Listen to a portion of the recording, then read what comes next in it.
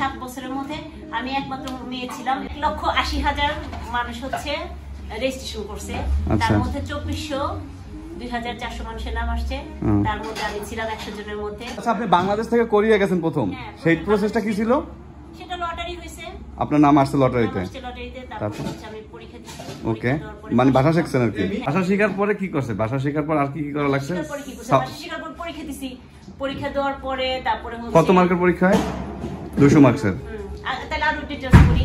1,80,000 মানুষ হচ্ছে রেজিস্ট্রেশন করছে, তার মধ্যে 2400-2400 মানুষের নাম আসছে, তার মধ্যে আমি ছিলাম 100 জনের মধ্যে। আচ্ছা, মানে লাক খুব ভালো ছিল। তারপর যে সেন্টারে গেছি সেইখানে গত 7 বছরের মধ্যে আমি একমাত্র মেয়ে ছিলাম এবং আমি প্রথমবার লটারিতে পাস করে প্রথমবারে একবারে পাস করছি। আর হচ্ছে সেই সেন্টার থেকে আমার সাথে যারা ছিল আরো 3টা ছেলে ছিল, ওরা সবসময় 180-190 এরকম নাম্বার পাইতো, আমি সবসময় 70-80 পেতাম। কিন্তু সেইখানে যে 90-তে পাস ছিল, আমি 132 পাইছি। আরে বাবা, মানে স্যার তো বলে কি যে আপনি কিভাবে পাস করলেন, আমার তো বিশ্বাস হয় না। তারপর ডকুমেন্টস হিস্ট্রিটা বলেন, এক্সাম দেব পাস করার পরে কি হলো? না একবারে অনেক বড় করে বলি, ছোটখাটো মানুষ তো দেখবা না। তারপরে ওই তো পাস করলাম, পাস করার পরে হচ্ছে আবার স্কিল টেস্ট হয় একটা, স্কিল টেস্টেও পাইছি মোটামুটি, বেশি ভালো পাইনি আর কি। স্কেল ভালো ছিল, বাট ওই যে ওয়েট এক্সাম ভালো ছিল। আপনার কি কাজের উপরে, মানে কি স্কিল ছিল, কোন কাজের উপর দক্ষতা ছিল? এটা কিভাবে বলবো, ওগুলো না দেখলে তো বোঝা যাবে না। আচ্ছা, আপনি কাজ কতটা পারদর্শী, আপনি কি কাজটা কি? না ধরেন যে হচ্ছে রিং থাকে, যেমন আমরা স্ক্রু লাগাই না, মেশিন টেশিন এগুলো, তো হচ্ছে ওরা একটা মেশিন দিবে, ওটার মধ্যে আপনি সব সেট করবেন। আচ্ছা আচ্ছা, 1 মিনিটের মধ্যে কতগুলো স্ক্রু লাগাতে পারবেন। হ্যাঁ, ম্যানুফ্যাকচারিং। আচ্ছা, তারপর যাইতে কত টাকা লাগছে? 80,000 শুধু প্লেন ভাড়া, আর কোনো টাকা লাগে না? ওইখানে যাওয়ার সাথে সাথে কি জয়েন করছেন?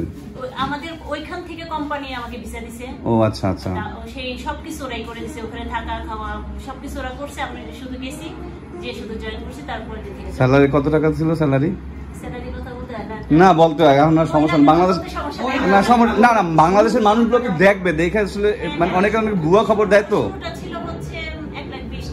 1,20,000 টাকা, কারণ অনেকেই বলে 3 লাখ 4 লাখ, তো এক্স্যাক্টলি ইনফরমেশনটা পাবেন আপনার কাছ থেকে, যদি আপনি গেছেন। স্যাটারডে সানডে 14 ঘন্টা 16 ঘন্টা করে জব করতে হবে, যদি কাজ করতে হবে, আপনি যদি 3 লাখ কামাইতে চান।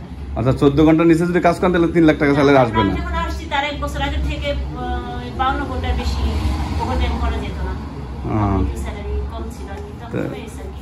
একই সময় এক রকম নিয়ম হয় না। তো এটা ছিল সাউথ কোরিয়া যাওয়ার একটা প্রসেস। 1,20,000 থেকে শুরু করছি, 2,20,000 করে আসছি। আচ্ছা, 4 বছর 6 মাস ছিল। 4 বছর। ওরা কন্ট্রাক্ট আবার রিনিউ করে ওরা? 3 বছর। আপনি প্রথমে যে কোম্পানি নেবে সেই কোম্পানি আপনাকে 3 বছরের জন্য নেবে। আচ্ছা, তারপরে আপনি যদি সেই কোম্পানিতে ওরা যদি চায় তাহলে আপনাকে আরো 1.5 বছর 1 বছর 10 মাসের পারমিট দিবে।